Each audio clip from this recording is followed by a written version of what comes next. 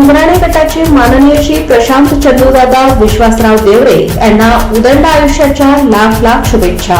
शुभेच्छुक Tulja constructions, Nashik, Umrane, तालुका देवळा. तहसीलदार मिलिंद कुलकर्णी यांची गौण खनिज चोरट्यांविरुद्ध मोठी कारवाई. बातमी देवळा येथून.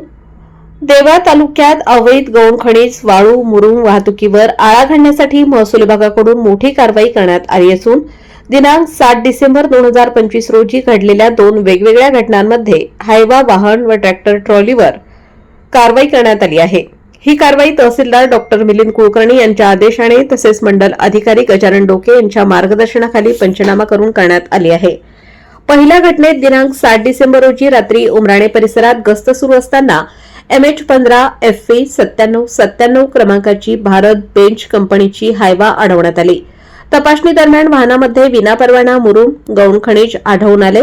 या कारवाईत महसूल विभागाचे चालक समाधान जाधव, तलाठी राऊत, कोतवाल जयेश मोरे व विष्णू वाघ सहभागी होते.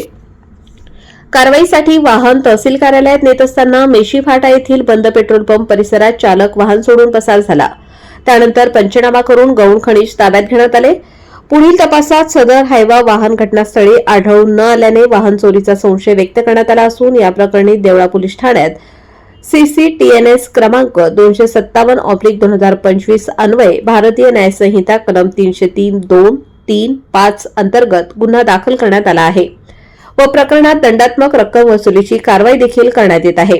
दरम्यान याच दिवशी दुपारी 3:30 वाजण्याच्या सुमारास वाहतूक प्रतिबंध आदेशाच्या अंमलबजावणी दरम्यान MH41 AZ 0643 क्रमांकाचा निळ्या रंगाचा ट्रॅक्टर ट्रॉली अडवण्यात आली. या कारवाईत महसूल विभागाचे समाधान जाधव व तलाठी RV बच्छाव देवळा सहभागी होते. तपासणी दरम्यान ट्रॉलीमध्ये विनापरवाना गौण खनिज, वाळू आढळून आले. या कारवाई दरम्यान महसूल विभागाचे कर्मचारी समाधान जाधव व संबंधित ट्रॅक्टर चालक यांच्यात काही काळ शाब्दिक बाचाबाची झाल्याचे दिसून आले. मात्र उपस्थित अधिकाऱ्यांनी वेळीच हस्तक्षेप करून परिस्थिती नियंत्रणात आणली. त्यानंतर मंडल अधिकारी गजानन डोके यांनी पंचाच्या उपस्थितीत सविस्तर पंचनामा करून अंदाजे 6,500 रुपये किमतीचे गौण खनिज तसेच ट्रॅक्टर ट्रॉली जप्त करून तहसील कार्यालय देवळा येथे जमा करण्यात आली.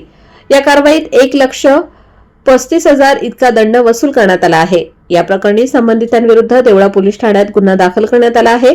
दोन्ही घटनांप्रकरणी पुढील तपास सुरू असून देवळा तालुक्यात अवैध गौण खनिज वाहतुकीविरोधात पुढेही कठोर कारवाई सुरूच राहणार असल्याचे प्रशासनाकडून स्पष्ट करण्यात आले आहे. वृत्तसंकलन समाधान केदारे, निवासी संपादक, देवळा.